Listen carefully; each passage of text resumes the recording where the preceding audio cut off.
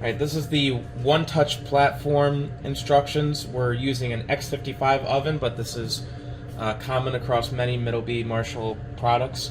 And they all function more or less the same. The only difference might be in like the number of blowers and other minor things. So this is the very first screen you see when you turn the oven on.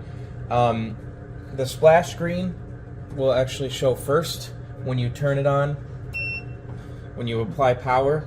So what you're going to see is it's going to display the Middleby logo. It might flash once or twice. It takes a few seconds for it to start up, so just give it a minute. And then it will display this idle page. This is the oven off, means the oven is off, it's below 200 degrees. There's a couple buttons that you can see. Right there is the main power button for when you want to turn the oven on, and at the bottom there are some buttons along the right hand side. So there's a little button that has a rag. If you press that, you can clean the screen. It'll just lock the screen so you can wipe it down without interacting with any of the buttons. There's also a help button right here. Right now that shows you QR codes to get to the manual. So like for instance on this one we got an X55, so we would scan that QR code to get to the manual. And then there's a settings page. So how this control functions is it's kind of like logging into a computer. When you don't have any login, when I go to the settings, you'll see it'll ask you to enter a passcode. When you don't have a login, you're just a normal user, like someone who's turning the oven on, maybe changing some settings every once in a while. There's a button that says no passcode. So that user can only see some oven details, such as the version of the software, the serial number of the oven, and some firmware versions. So then to log in as a manager to see more, you press that login button and you type 8648. That is the manager login, and the manager has a few more things that they can see. First, they can turn off or on the audio feedback for alerts, and then beep on button press is why it is beeping when I'm pressing buttons, to give you audible confirmation. So I'm going to go ahead and turn that off. You can change the language. Right now only English is supported. You can turn on the icon for the language, so if you have more languages you can select them from this icon, but currently English is the only language. You can turn up or down the display brightness, and you can set the date and time. That is most useful for the error logs, so you can identify when an error occurred. You can change the time format. Sleep mode timer enable. If you enable this, when the display has been idle, so sitting on that idle screen for, right now it's set for 4 minutes, the display will dim. And then to wake it, you just touch the screen. For ovens with a photo eye, you can enable the photo eye or disable it. Changing the photo eye delay, so that determines how long the photo eye must be broken before it detects a product. So if you just wave your hand quickly in front of it, it won't detect that as a product. Where if you place something on the belt and it's sitting there for a few seconds breaking the beam, then it'll detect that there's a product and it'll leave the energy saving mode. You can change the temperature units, and the operating temp range you can restrict that to anywhere between what the oven can do. So this oven can do 300 to 600. So you could set it for between, let's say, 400 and 500 if you want to restrict the users to only set temperatures within that range. You cannot set it outside of the oven's capabilities. Temperature display timeout, that determines how long the actual information is displayed when you press the info button, which we'll get to. The manager can change his passcode here, but cannot see it, so you just enter a new passcode. And you can edit presets from this page. You can enable the manual button or disable it, and you can enable the preset edit allowed or disable it. So you can lock down the display so that users can only select presets or any combination of using the manual mode, being able to edit presets, not being able to edit presets, so only managers can change the presets, etc. You can turn on a demo mode, which lets you play with the control as if the oven were running without actually running the oven, and then reboot at the end of cooldown. When the oven goes below 200 degrees at the end of the day, it will reboot the control just to make sure that the control is nice and fresh every day. Under belt settings, the manager can tweak the speed, so they can bump up the speed or bump it down just a little bit if they're not clocking out quite right. This is limited to plus or minus 15%. Beyond that, they will need to call a service agent. Under blower settings, they can see if there's feedback, they can see the actual RPM of the blowers, and they can change the cool down hertz, which determines how quickly the oven cools down versus how loudly and with how much wear and tear on the components it cools down. By default, this is set to 60. You can go anywhere from the oven minimum to the oven maximum, which is 40 to 90 on this oven. So we can set it all the way down to 40, or go all the way up to 60. The manager can also see the oven details just like the user, and any higher level user can see and do everything that a lower level user can do.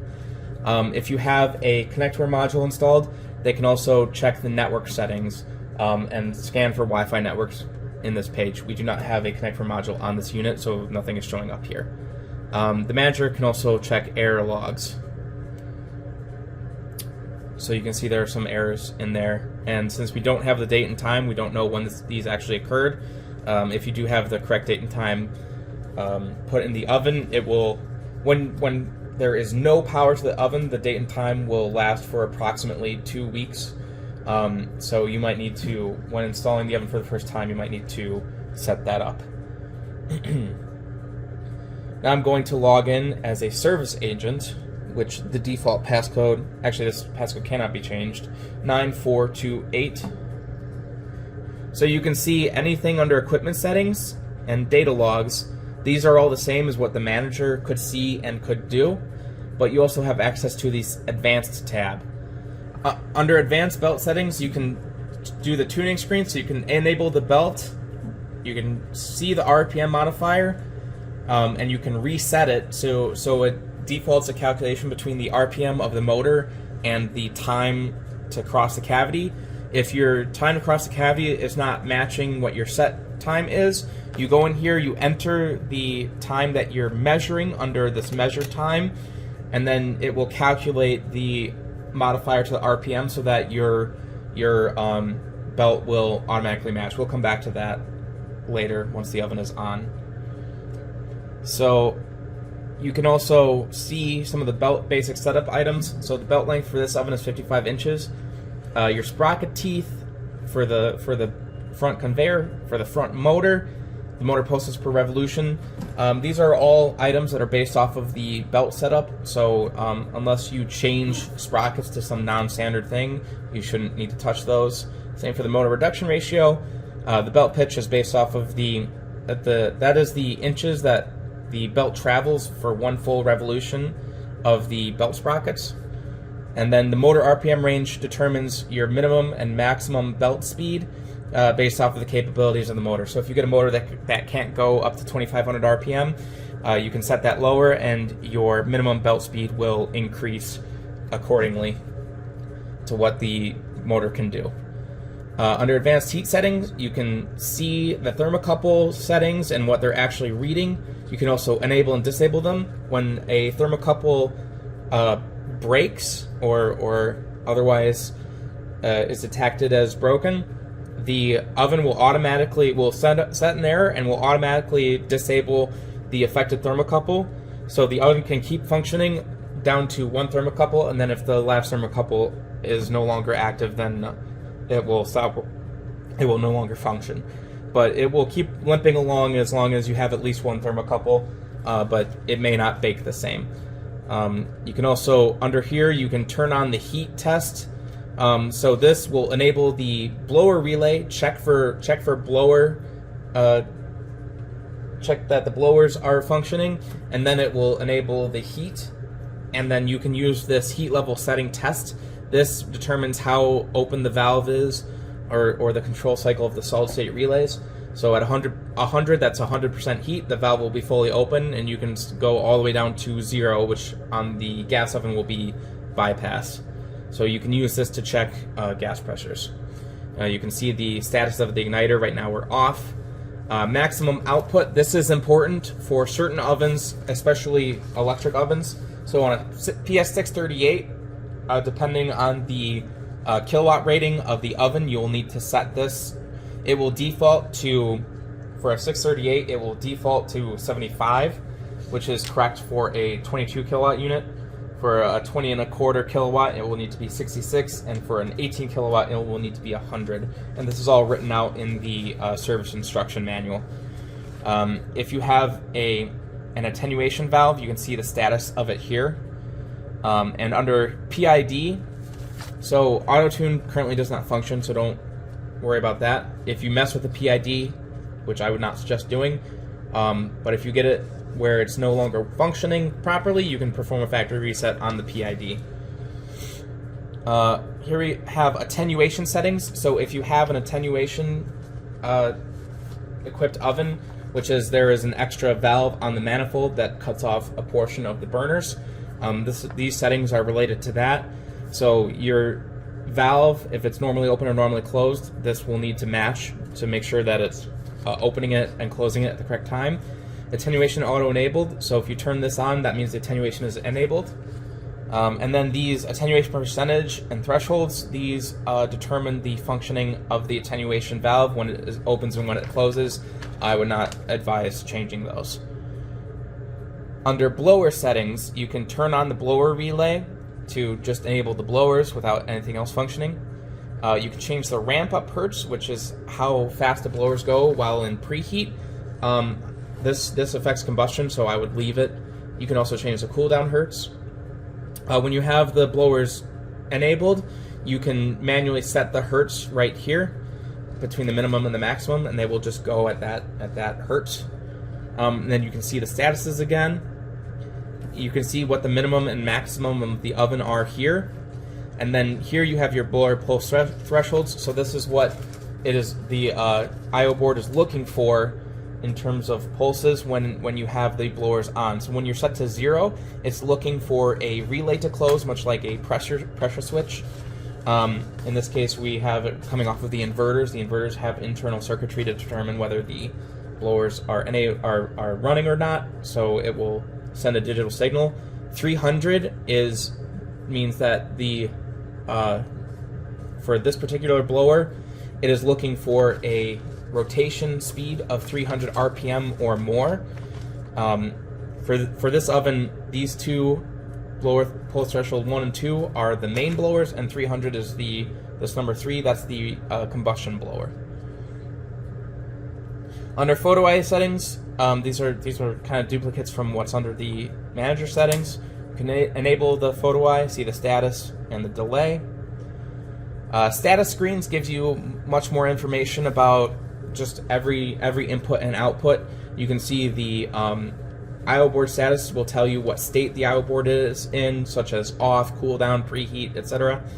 You can see the status of the digital inputs and outputs. This is not fully trustworthy. I think it's actually backwards from what needs to be right now.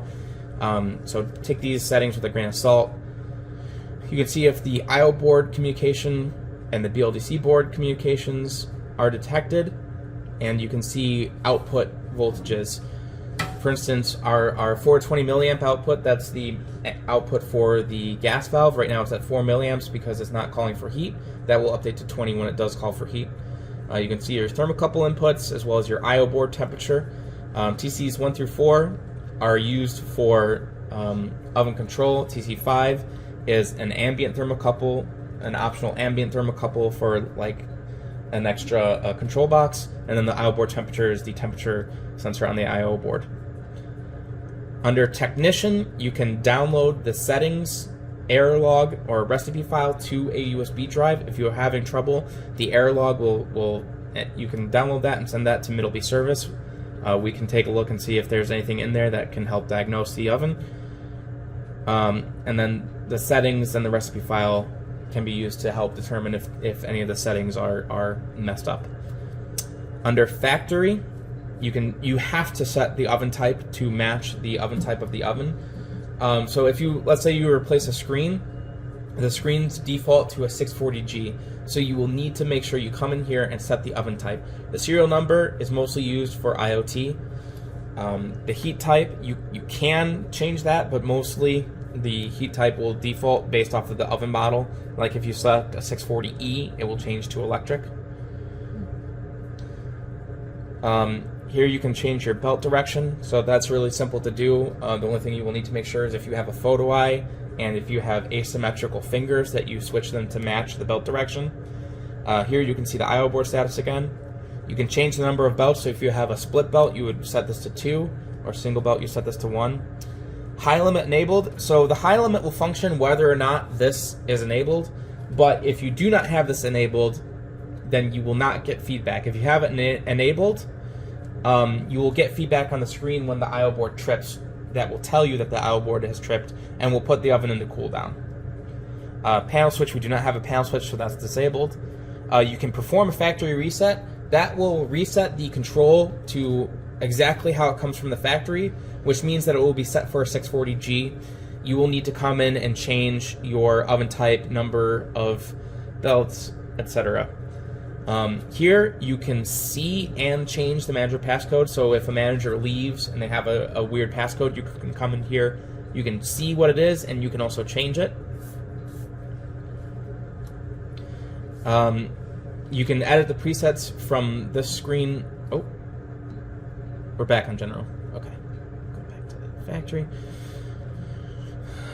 Okay, you can invert the display orientation. So on some ovens, the display is mounted upside down relative to this oven, and then you can invert it in software to make it match. So only touch that if you need to. It might take 1 or 2 tries for it to take effect, and then you can reboot the screen just by pressing that button. Alright, so basic operation. At the beginning of the day, users are going to press this power button to turn on the oven. First thing that's going to happen, you're going to see this preheat screen, which will show you the preheat progress. The blowers are going to come on. It's going to give it about 10 seconds for them to spin up and check for the blower status. And once it determines that the blowers are functioning, the heat is going to come on. So the relay just closed, so now we're going to hear the igniter start very shortly here. While it is igniting, the blowers will be set for the oven minimum to ensure that the oven lights. So it's going to try a few times. And if it doesn't light within 1 minute, then the oven will go into cool down and give you an ignition reset. And then you will need to check the gas to make sure that you're getting gas to the oven. So I'll just let it time out.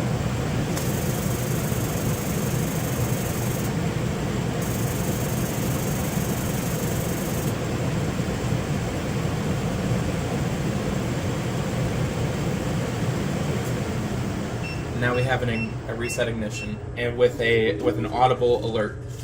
So we can dismiss that. Now that the gas is on, we can turn the oven on again. And it's going to go through the same procedure as before. It's going to enable the blowers, check for the blower status for approximately 10 seconds, and then it will start the lighting process. Something to know is that while it is lighting, and for up to it waits a full minute before it determines whether the oven is lit or not. And during that time, the oven keeps the blowers at their minimum hertz.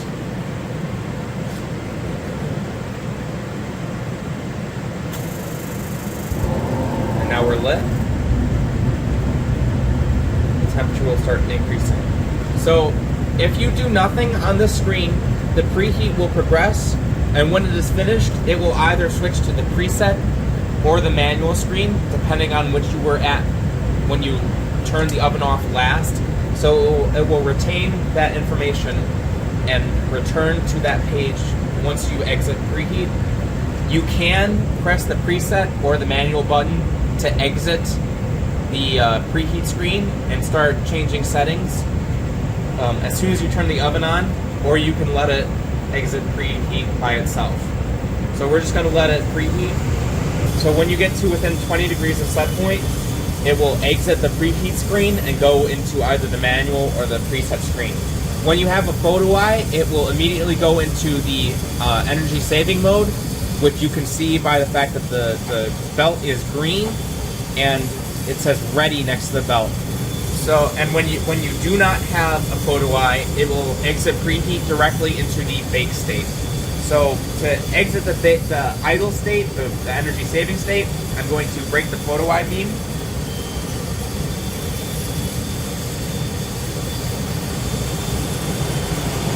The blowers will ramp up.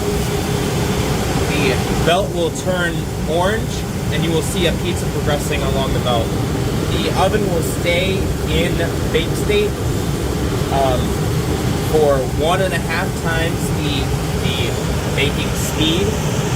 So if you've got it set for a minute, it will remain in baked for 1 minute and 30 seconds after the pizza has stopped breaking the photo eye beam, and then it will enter idle state.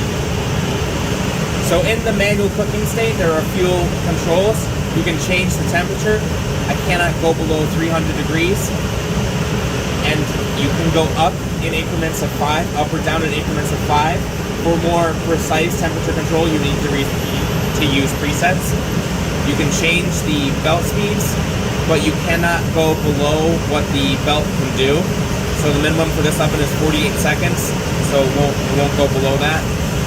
Nor will it let you go above the maximum. Set this for like this.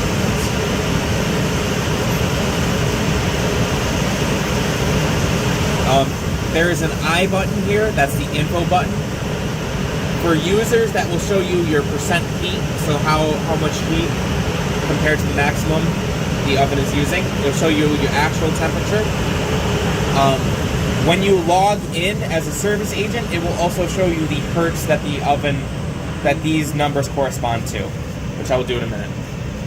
To change the percentage while you're in manual mode, you will need to log in as at least a manager. And then when you go back to manual mode, now you can change the percent of the blowers. You can see now there's a little icon in the top left that says manager and a little lock icon that is currently unlocked. So that means we're logged in as a manager. If I want to walk away, I can lock by pressing that little lock button. If I can get it. There we go. And then you can see we can no longer change the blower percentages. To log in again, you will need to either press the lock button up here, there we go, and enter your passcode, or you'll have to go back to the settings page.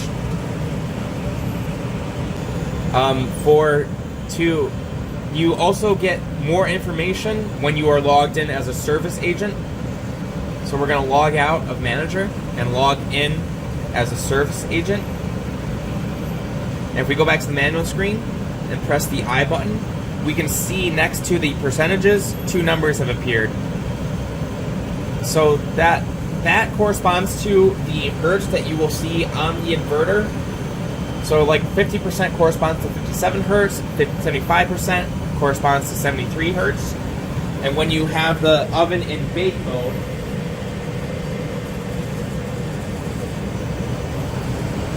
those should match within 1 or 2 hertz. So 57, this one's showing 57. 73, this one's showing 73. So those should match. It will not match when you're in the idle state, or the preheat state, or the cool down state. If you go to presets, you have a new screen. You can see your temperature in the top left. You have your blowers beneath that.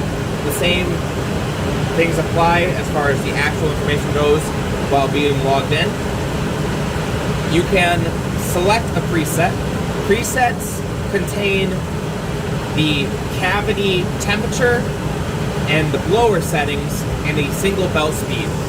So right now you can see these two have the same cavity settings, so the same temperature, the same blower speeds, but they have different belt speeds, and they are grouped together. This one down here has different cavity settings. Even though it has the same belt speed as number one, it has different cavity settings, so it's in its own group. So I can just press a preset to apply it, and our settings will change to that preset settings. And you can see if I press that button again, now 1 and 2 are highlighted in green, and 3 is in yellow. Because 1 and 2 you can change without changing the cavity settings, it will just change the belt speed. But 3 has different cavity settings, and it will give you this warning when you try to switch to it. So you can just continue with the change, and now you will have the settings for number 3. If you go back to the manual screen, it will inherit the settings from the preset screen. If you go back to the preset, it will still be applied. If you change something in the manual screen that will make the preset no longer valid, such as the temperature, and then go back to the preset screen, the preset will no longer be selected. In the top right, there is a pencil icon. This is how you edit presets. So when you go to edit presets, you can see presets that are already in the oven. By default, 0 presets come applied. You can press the plus preset button here, and it will take you to this screen where you can create a preset. You can name the preset whatever you want. Note that you can scroll to other fields by using this up and down arrow, but if you do that, it will not save the entry. So you have to press the enter key here to save the entry. So we're going to do like 450, 60, 80, that's fine, and then 5 minutes. So once you have your preset fully assembled, you hit the save button here. You can add a graphic to represent it. You have a few images you can select. You also have icons, which you can then change the color of the background, so you can do like that. And then menu items are just for reference. So if you have, like, let's say a preset that's breakfast items, you can then come in here and you can add omelets or eggs. But this is just a reference. You cannot see it unless you're editing the presets. So it's just for reference. At the end of it, you hit that done, and then you can see we have a new preset here. Since the cavity settings don't match any of these other ones, it made its own category. If I make one that matches one of those settings, so let's do test 2, and we're going to have the same cavity settings as that number 2 preset or number 3 preset, but a different belt time. I can add a graphic. Let's do that. Don't want specific menu items. Now you can see that it has added that preset into this preset category with the other one because the cavity settings match. When you have a split belt, you must apply a preset to each belt in order for it to be fully configured. So let's say I wanted the front belt to have 4 minutes and 40 seconds as the belt time, and I wanted the rear belt to have 6 minutes as the belt time. I would first apply one of these presets to whichever belt you wanted that time on. Let's say you wanted this test 2 setting of 6 minutes on the rear belt. You would apply test 2 to the rear belt, and then you would apply number 3, this number 3 preset here, to the front belt. You can apply the same preset to each belt if you want them to have the same belt times.